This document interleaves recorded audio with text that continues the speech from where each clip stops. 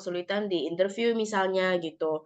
Nah, aku akan jelasin dulu buat kalian yang mau dapat LPDP, tentunya harus lolos 3 tahapan.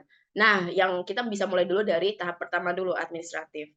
Jadi gini, kalau misalnya administratif itu sesimpel yang penting kalian teliti dan itu udah aman. Kalau misalnya kalian merasa, "Aduh Kak, aku kayak orangnya tuh selalu ceroboh, aku selalu di-remind terus sama orang lain." Ya udah, berarti kamu bisa minta tolong atau minta bantuan kepada teman kalian gitu untuk ngecekin gitu. Karena administratif itu tuh kelihatannya simpel, tapi nyata ngejebak juga gitu. Jadi contohlah misalnya kayak gini, di nomor 3 ya, setahu aku ada cerita awardee, dia ini harus 2 kali coba. Yang pertama itu dia gagal karena tanda tangannya pemberi rekomendasi itu nggak terbaca secara sistem. Padahal udah dikasih itu tanda tangannya gitu, tanda tangan digital gitu. Jadi, makanya untuk amannya aku akan bilang mendingan tanda tangan basah kalau memungkinkan untuk meminta tanda tangan basah, karena itu udah aman banget lah gitu istilahnya. Kalau misalnya pun nanti di-scan gitu, itu tetap terbaca gitu.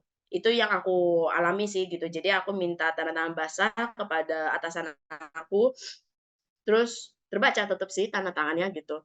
Itu untuk, nomor 3. Terus untuk nomor 1 dan nomor 2, aku minta ke atasan aku. Jadi kebetulan gini, aku kan kerja di kampus aku sendiri gitu. Nah, atasan aku itu, beliau tuh juga dosen pembimbing skripsi aku juga, terus habis itu waktu aku masih mahasiswa juga bimbing aku pas lomba. Jadi, apa ya, jadi dia tahu aku banget gitu. Jadi nggak harus minta ke dekan, nggak harus minta ke kaprodi, gitu, maaf.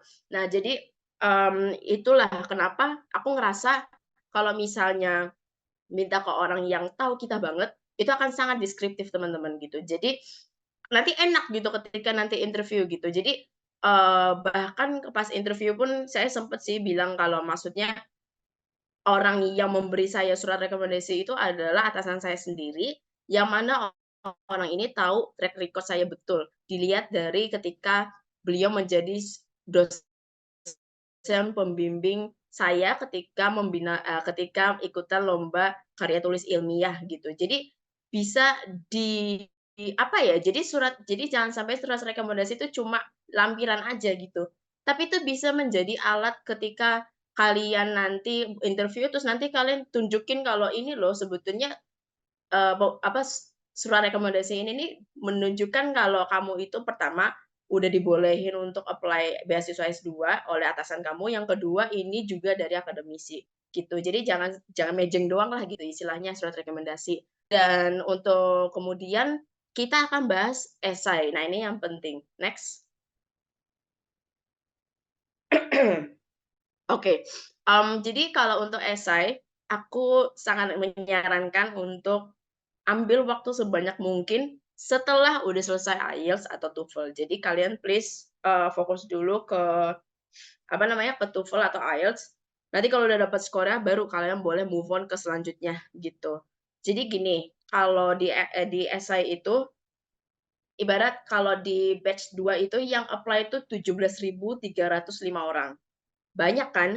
Nah, yang keterima pun juga banyak sih, kalau nggak salah 5.000 sekian gitu. Jadi emang, eee, berita baiknya adalah 2023 itu jumlah diterimanya itu 2 kali lipat dari 2022, gitu. Dan memang, apa ya, kalau pas setelah saya datang PK kemarin nih, persiapan keberangkatan kemarin, emang dibilang sih kalau maksudnya, LPDP itu lebih naikin jumlah kuota gitu. Jadi, itu berita baiknya gitu. Tapi untuk pesaingnya tetap banyak ya gitu. Jadi kalian juga harus memiliki suatu hal yang menjadi selling point kalian. Nah, seperti apa sih selling point, ya kan?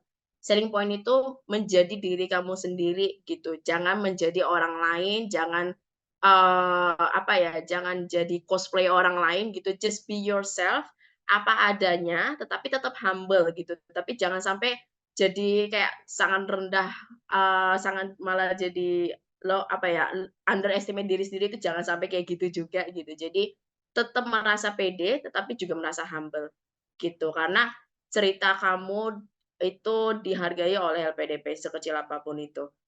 Nah, untuk yang nomor 2, essay structure, yang penting kan gini, kalau misalnya LPDP itu kan harus menulis rencana kontribusi, ke pas di Indonesia sama rencana pasca studi. Nah, itu tuh kalian harus mastiin kalau esai struktur yang kalian punya itu tuh clear sama organize gitu. Jadi, semua paragrafnya itu memiliki lingkaran benang merahnya gitu, benang merahnya. Jadi jangan sampai terputus gitu. Jadi kayak, oh ya ini nyambung gitu dan jangan sampai jangan sampai yang udah disebutkan di CV itu nanti keulang gitu.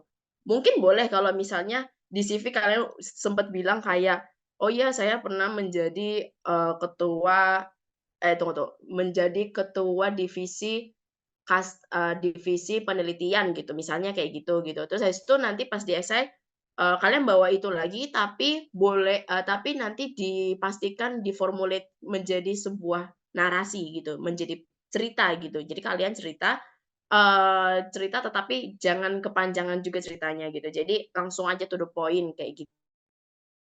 Apa yang bisa diambil, apa yang bisa dipelajari, apa yang kalian hadapin masalahnya, kayak gitu-gitu. Jadi itu diukur juga sih secara problem solving-nya begitu.